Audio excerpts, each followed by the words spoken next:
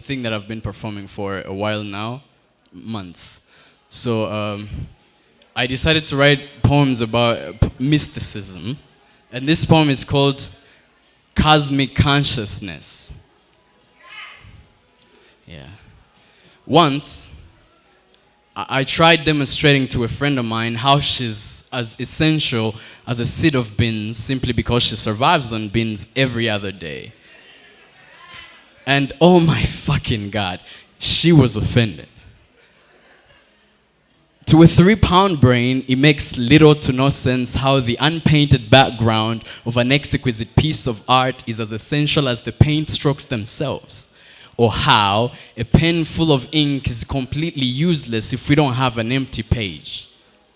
None could be assigned its worth in the absence of the other. If the brain won't do ass work, then that should be directly indicative of the asshole superpower. There's an African proverb that implies that the hunter will always get the glory of the hunt as long as the lion does not learn how to speak. I bet each of our body organs performing life differently would perceive itself as the head of stuff that life has to offer, all due to unawareness of the ultimate relationship of all the weird existences.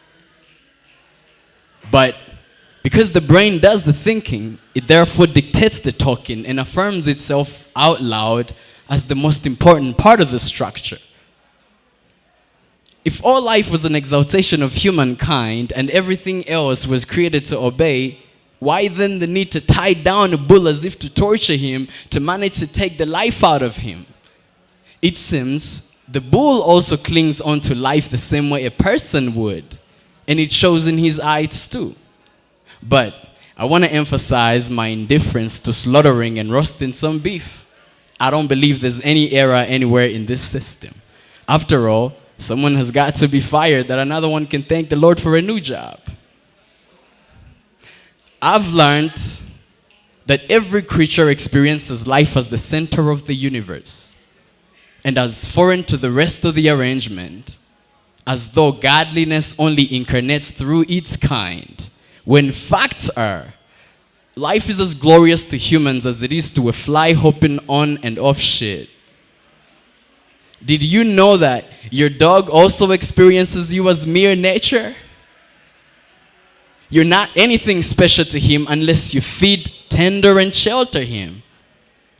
The dog, in other words, creates you in his own image, and that right there is evidence that he's also 100% God. This is true of every belonging to the universe. It is a universe in itself. Take, for instance, the cells running the machine that is you. When a doctor studies just one of these under a microscope, he learns of a whole different world in the cell. But when we zoom out of it to take a look at its surroundings, we notice it's just a component in a living person's oxygenated blood. And with reasonable certainty, we must agree with the fact that the cell's inside world is unaware of this oxygen or its origin. Yet, it's on which the organism entirely depends. Now, within this environment, we notice something else. Other cells, whose movements seem so individualistic, they in fact create a fight. But this contest, when looked at from a further perspective, is what keeps an organ such as the heart alive. It's only able to beat under the crushing of over 37 trillions of distinctively willing cells. Yet to them, this arrangement is a total unarguable oblivion.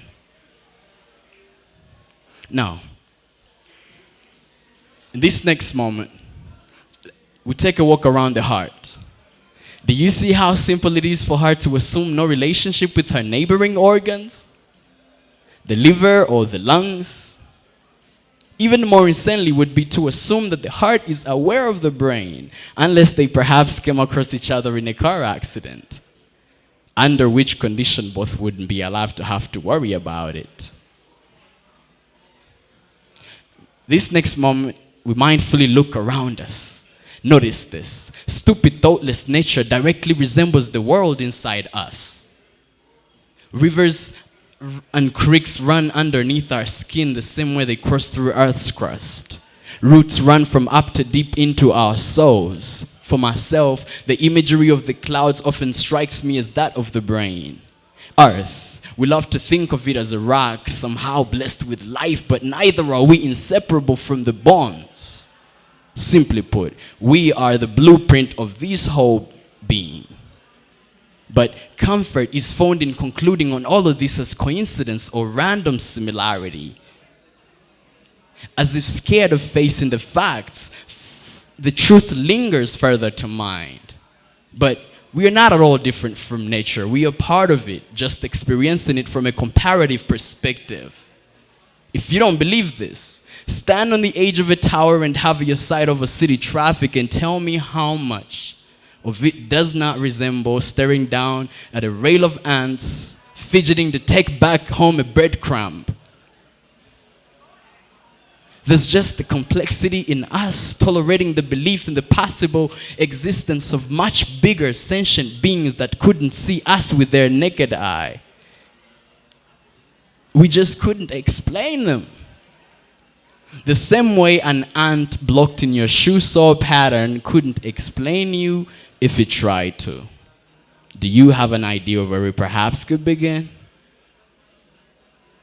And so it seems we are also organs or cells in a much bigger body than our human mind would ever claim to comprehend. Thanks.